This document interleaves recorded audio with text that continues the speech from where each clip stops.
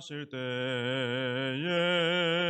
날 부르소서. 주여 주여 내가 비오니 죄인노라 하실 때에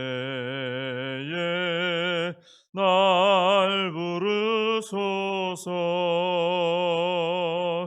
자비하신 보좌 앞에 꿇어 엎드려 자복하고 회개하니 믿음 주소서. 주여 주여 내가 비오니 죄인노라 하실 때에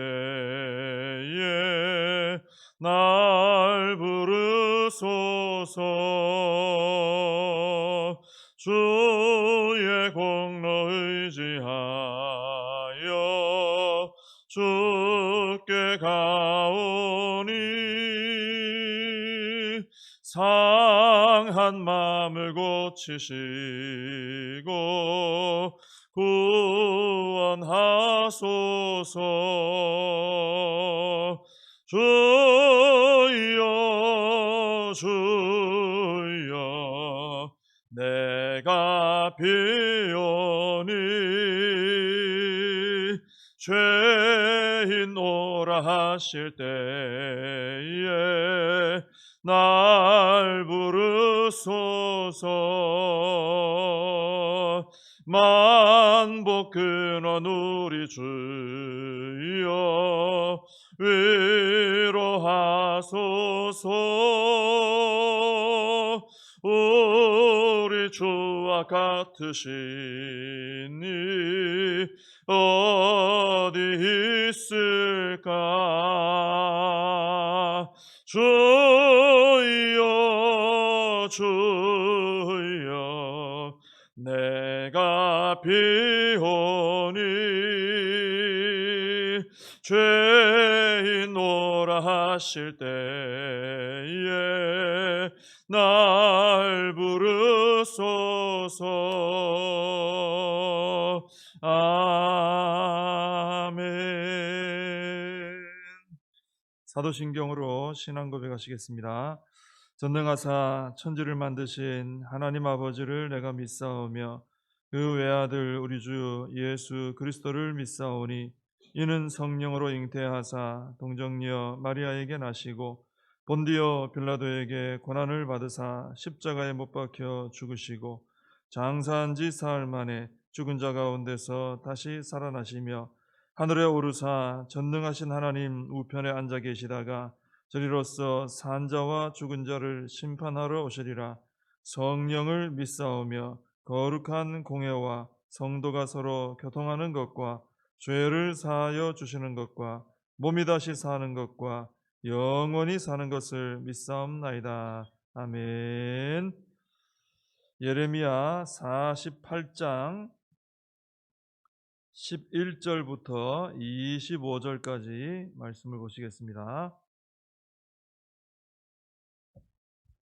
예레미야 48장 11절부터 25절까지 봉독을 해드리겠습니다.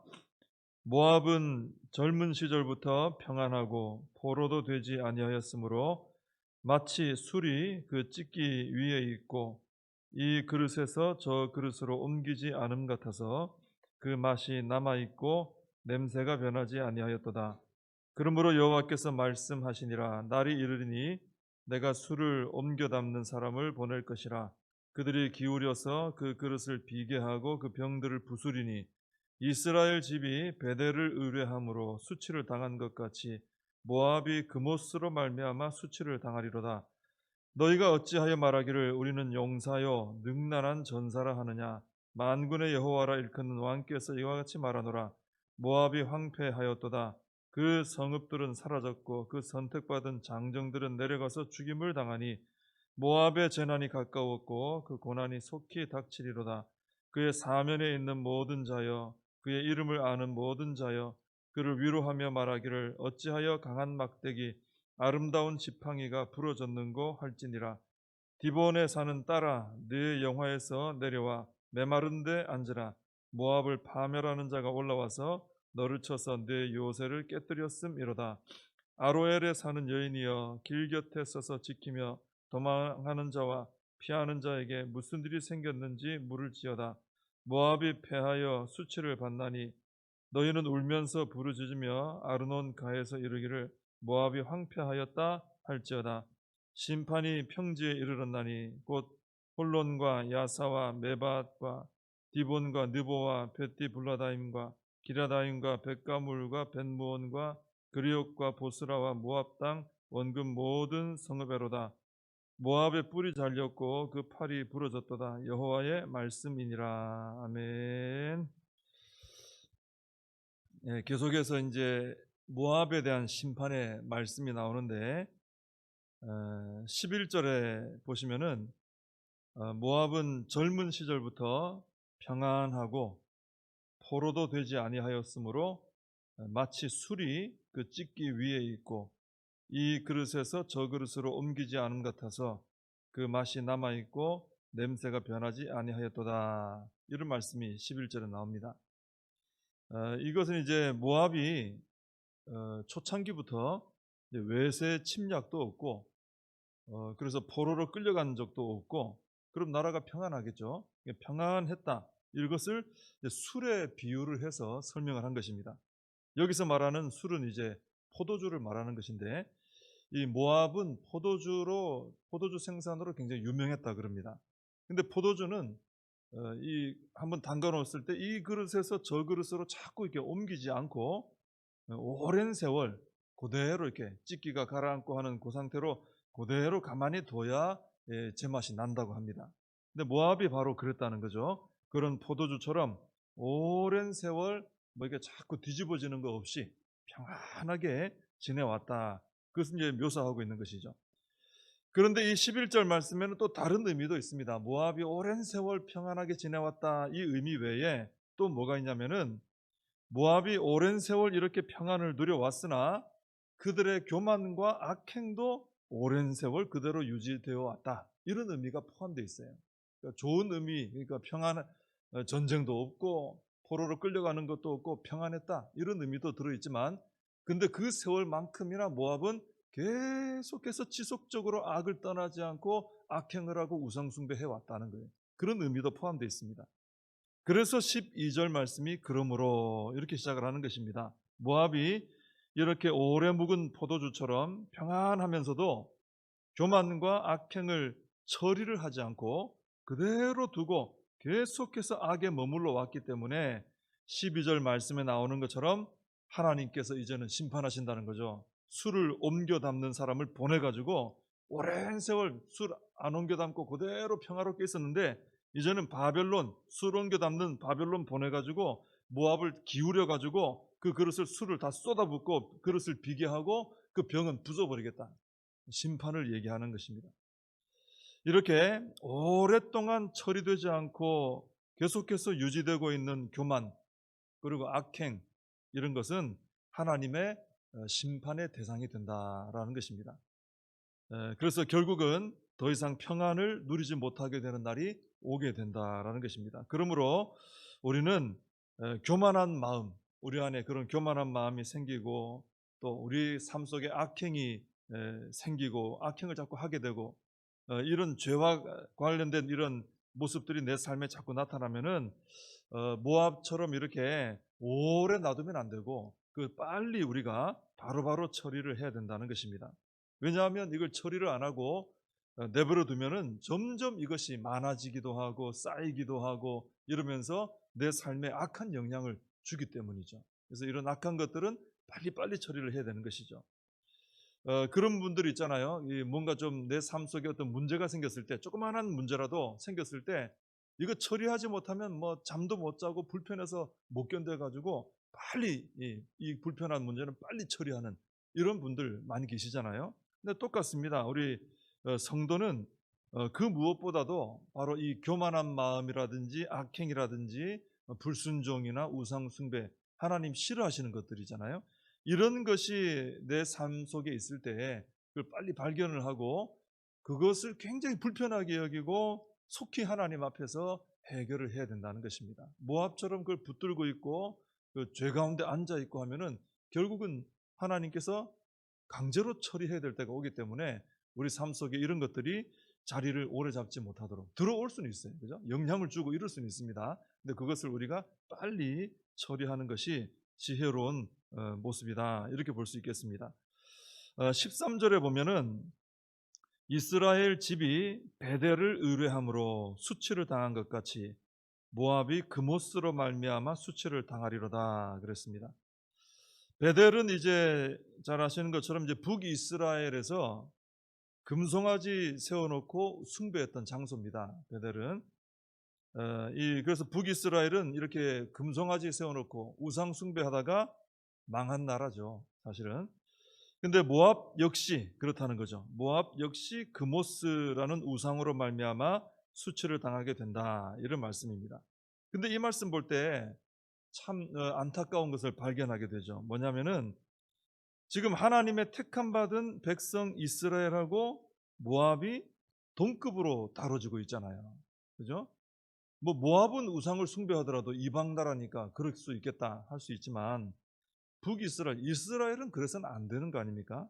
근데 이스라엘은 모압하고 똑같은 문제로 수치를 당했어요. 바로 우상 숭배.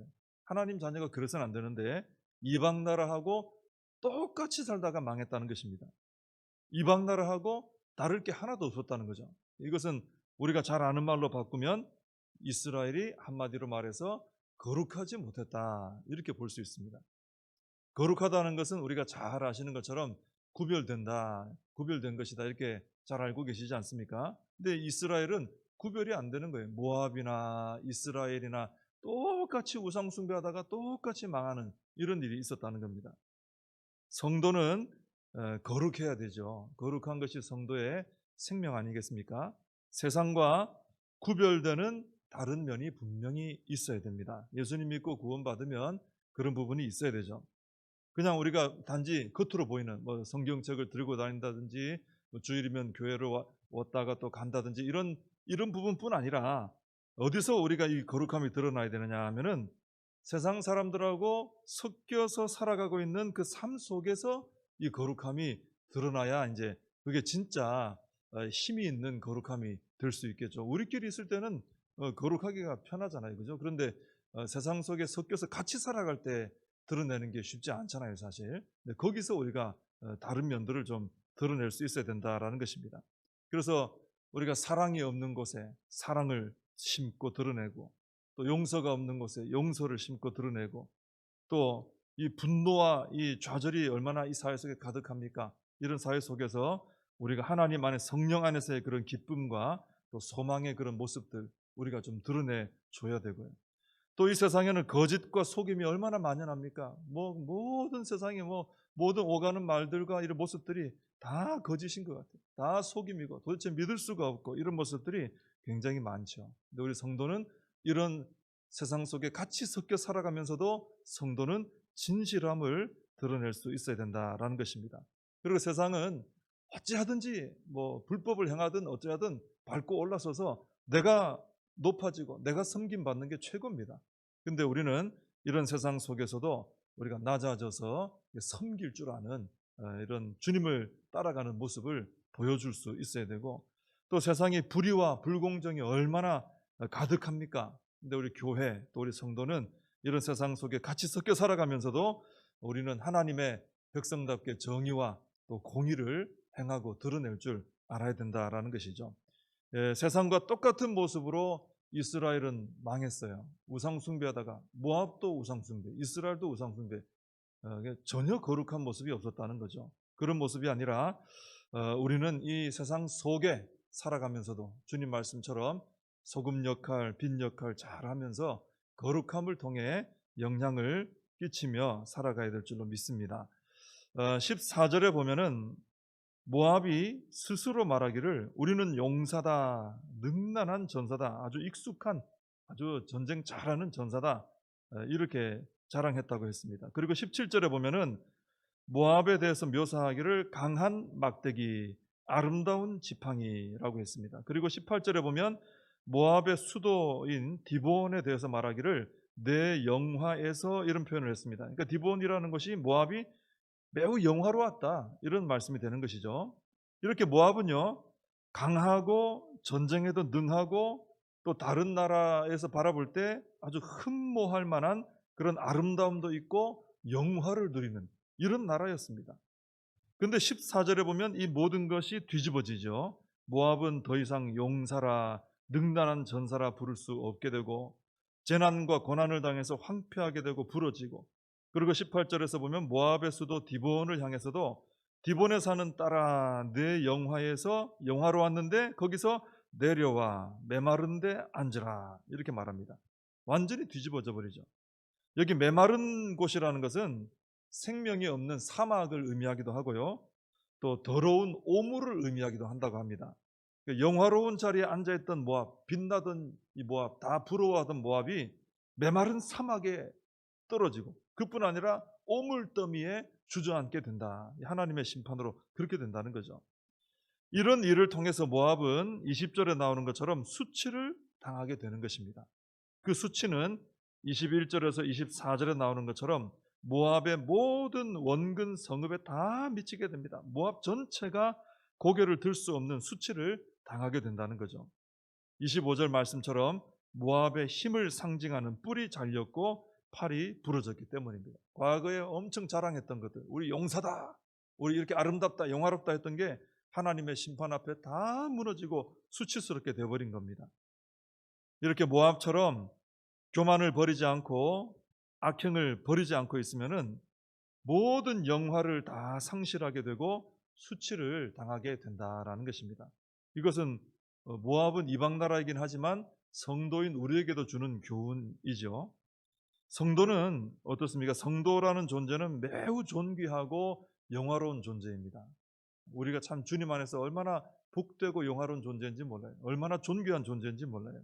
우리 스스로만 보면 죄인이고 연약한데 주님 안에서 우리는 참 영화롭고 존귀한 존재입니다. 그러나 우리가 성도로서 살아가면서 모압처럼 교만을 버리지 않고 죄 가운데 이렇게 머물게 되면은 그 성도로서의 존귀함, 성도로서의 그 영화로움, 이런 것들을 상실하게 된다는 거죠. 굉장히 빛나는 존재로 살아갈 수 있는데, 그래서 빛이라 빛의 자녀라 했는데 우리가 죄 가운데, 그죠? 악한 가운데, 교만한 가운데 이렇게 살아가게 되면은 그 빛을 다 상실하고 아주 칙칙한 이런 어두운 삶을 살게 된다는 것입니다. 그래서는 안 된다는 거죠. 그래서 모압을 통해서 교훈해 주신 것처럼 우리는 우리의 삶을 잘 살펴서 이런 나를 좀 더럽히고 어둡게 하는 것들은 빨리빨리 좀 정리를 하고 성도로서의 그런 존귀와 영화를 누리며 거룩한 삶으로 영향을 끼치며 살아가야 될 줄로 믿습니다. 기도하겠습니다. 하나님 아버지, 오늘 말씀 가운데 가장 마음에 충격이 되는 것은 하나님의 백성 이스라엘이 이방 나라 모압과 동일한 죄목으로 우상 숭배로 망했다라는 것을 보게 됩니다. 이스라엘이 거룩하지 못했다는 것을 깨닫게 됩니다. 하나님 아버지, 저희들의 삶도 돌아보게 해 주시옵소서. 하나님을 믿고 예수님 믿고 구원받아서 하나님의 자녀로 살아가면서 우리가 과연 세상 속에 살아가며 거룩한 모습이 있는가, 또 다른 그런 구별된 모습으로 영향을 끼치며 살아가는가, 저희들 자신을 잘 돌아보게 해주시고 이스라엘처럼 이방과 똑같은 모습으로 무너지는 것이 아니라 또 죄악 가운데 머물러 있으므로 악행을 처리하지 못함으로 계속해서 우상 숭배함으로 불순종함으로 그 빛을 발하지 못하는, 빛을 잃어버린 성도로서의 어떤 영화로움과 존귀함을 잃어버린 이런 모습이 있는 것은 아닌지 잘 돌아보고 하나님 앞에 더러운 죄악들은 속히 처리하고 거룩한 주의 백성으로 살아서 거룩한 영향을 끼치며 살아가는 저희들이 되게 하여 주시옵소서. 예수님의 이름으로 기도하옵나이다. 아멘. 주님 가르쳐주신 기도로 예배를 마칩니다. 하늘에 계신 우리 아버지여, 이름이 거룩히 여김을 받으시오며 나라의 임하옵시며 뜻이 하늘에서 이룬 것 같이 땅에서도 이루어지이다. 오늘날 우리에게 일용할 양식을 주옵시고 우리가 우리에게 죄 지은 자를 사하여 준 것 같이 우리 죄를 사하여 주옵시고 우리를 시험에 들게 하지 마옵시고 다만 악에서 구하옵소서. 대개 나라와 권세와 영광이 아버지께 영원히 있사옵나이다. 아멘. 말씀 붙들고 함께 기도하시고 이 나라 민족을 위해서 또 코로나 사태를 위해서 기도해 주시고 우리 교회와 다음 세대 사명 붙들고 함께 기도하겠습니다.